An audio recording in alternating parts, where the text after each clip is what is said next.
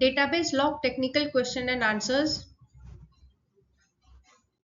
Answers are highlighted in green. Question 1. What is the primary purpose of a database lock in clinical trials? Scenario. You are a data manager finalizing a phase 3 oncology trial dataset. Option A says to allow continuous data entry for ongoing subjects. No, this is not the right answer.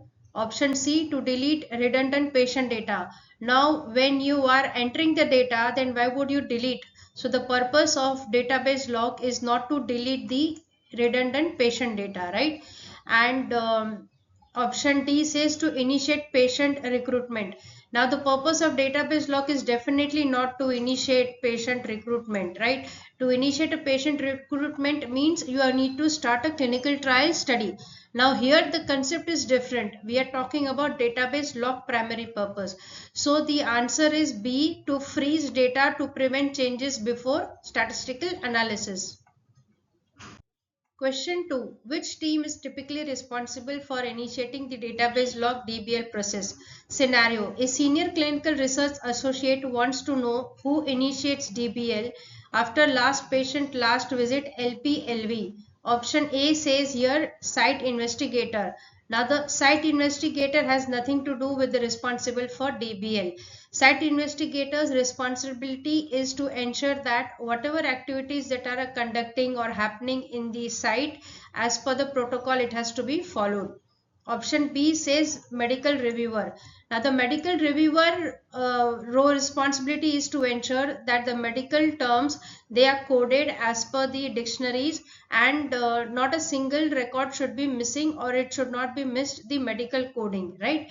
Option D says regulatory affairs. Now it is not the responsibility also for the regulatory affairs to ensure that the DBL has been initiated. Their duty is to ensure that any events that happens in the clinical trial study, that has to happen as per the scheduled protocol, and it should not deviate, and whatever the clinical trials are happening, they should follow the specific guidelines. So the answer remains is C, which is clinical data management team is responsible for initiating the DBL process. Question 3. Before database lock, which of the following must be completed? Scenario. Your trial is preparing for DBL and you are ensuring all tasks are checked off. Option A says submission to FDA. Now before database lock, you cannot submit to FDA. Option B, programming of table listings and figures. Now you cannot generate the final table listings and figures before DBL, right? Option D, patient unblinding. Again, you cannot unblind the randomization list before the DBL. So before database lock, you need to ensure that the final query resolution and data reconciliation is done by the clinical data management team. So the correct answer is C. Question 4. During a blinded trial, what type of database lock is typically performed before unblinding? The team needs to lock the data but preserve treatment blinding. Now, soft lock is done when we do the interim analysis. So, A is not the right answer. Option B says interim lock. Even this is not the right answer. Double lock is not the right answer. So, the correct answer is C, which is the blind lock. Question 5. What is the correct order of events in the context of database lock and clinical data review? Scenario. You are training a junior data manager on process sequencing.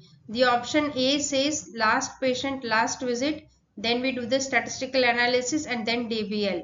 No. Last patient, last visit, then DBL comes, then statistical analysis is done, right? So option A is not the right answer. Option B says DBL, SAE reconciliation and data cleaning. No, this is the reverse order. So this is not the right answer. Option D says statistical analysis, DBL and clinical study report. No, first we do DBL, then we do statistical analysis and then we do CSR. So this is also not the right order. So the correct order is first you do data cleaning, then you do SAE reconciliation and then you do the DBL. So the correct answer is C. Question 6. In a global study, which challenge is most commonly encountered during database lock readiness? Scenario, you are managing data across multiple time zones and countries.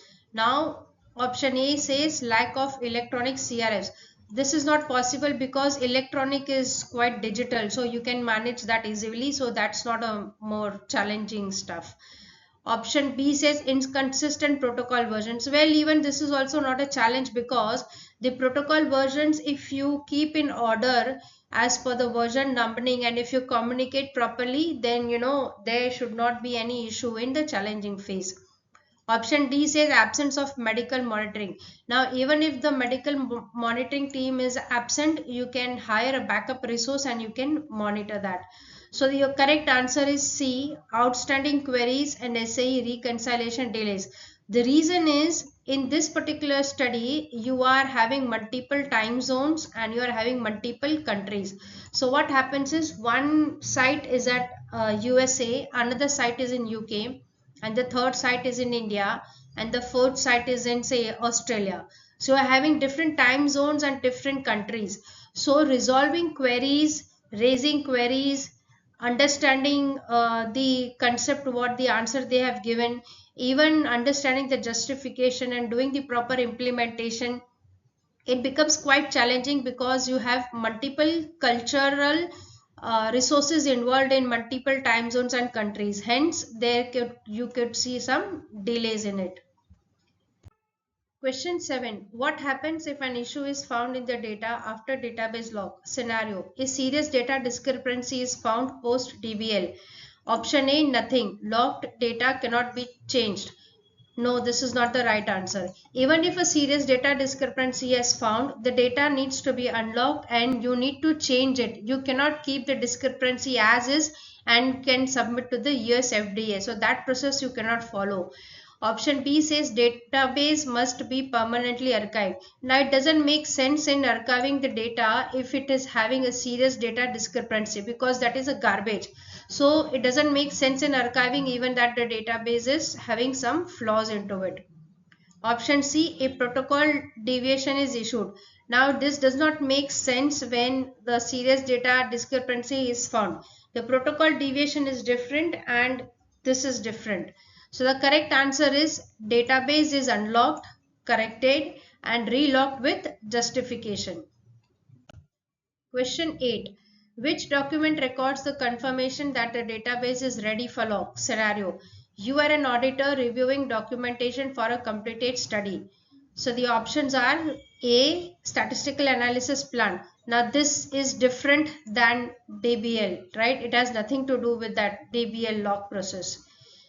Clinical trial protocol. Now this document has nothing to do with the confirmation for getting the DBL. Option D, clinical study report. Now this document is completely different than saying that the database is ready for DBL. So the correct answer is C, database lock notification. Question 9. In which situation would a soft lock be preferred over a hard lock? Scenario. The team wants to simulate final lock but keep options open for corrections. Option B, before patient enrollment begins. No. After CSR finalization. No. Now, once the clinical study report is finalized, what sense does it make in performing the soft lock, like in place of hard lock? So it doesn't make sense. Then option D, prior to protocol development. Now DBL soft lock or hard lock, whatever happens, it happens only after the data cleaning and the protocol development and once the clinical trial has completed, right? So this option D is not the right answer. So the correct answer is when interim analysis, like say for example, whenever you are preparing an interim analysis and you want to see the results, whether they are going in the right direction. So in those situations, you can prefer a soft lock before a hard lock. Hard lock is the permanent one and soft lock is a temporary one. Question 10. Why is a data review meeting conducted before a final database lock? Scenario. Your team schedules a DBL review with multiple stakeholders. Now option A, to plan publication strategy. Now the DBL has nothing to do with publication because DBL is happening internally in a particular clinical trial study. So for publication outside the company, it doesn't make sense. It's irrelevant. Option B, to validate TLF shells. No.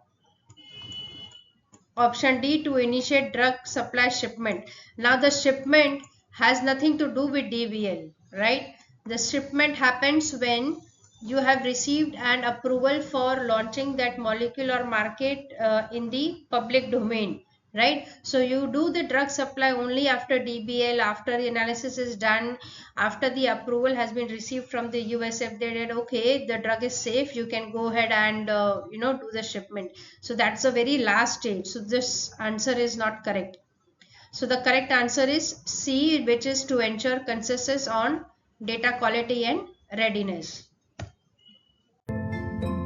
Please like, share and subscribe. Leave a feedback comment mentioning any topic that you want me to make a video. Looking forward for a positive response. Thanks for watching. Please like, share and subscribe. Leave a feedback comment. Many thanks for your support and having great connection.